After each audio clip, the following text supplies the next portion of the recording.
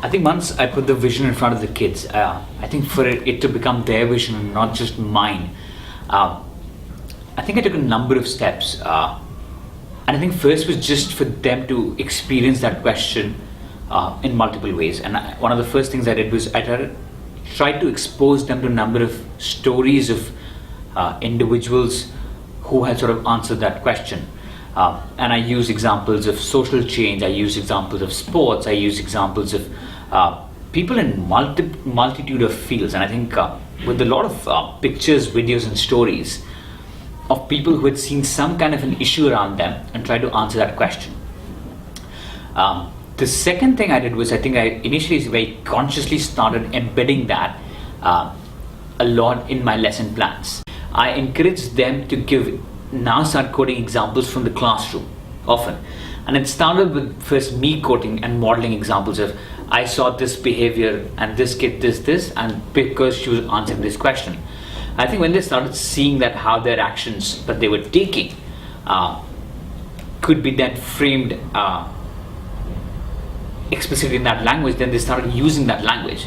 So when, for example, kids started saying back to make the class better for the kids who were coming next, other kids watched that and then they started quoting that the next day in the morning meeting as and I saw this person doing this and they were answering our question. I think from there it also sparked them to explore that question in multiple ways, and when they started doing projects on their own, we did end up doing a massive project around Joy of Giving Week, which is 1 week celebrated in India where giving is encouraged and schools children often do projects. And we did a number of projects around that question, which sort of further enforced their engagement with that question and further increased their understanding and implementation of that question. I think if I had to sort of list it down into categories, I think first was exposure to them in multiple ways through stories, videos, examples.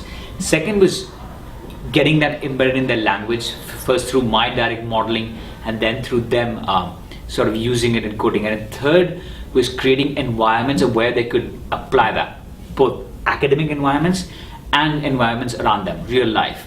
I think that's how the whole implementation and the vision stopped being my vision and it became our vision.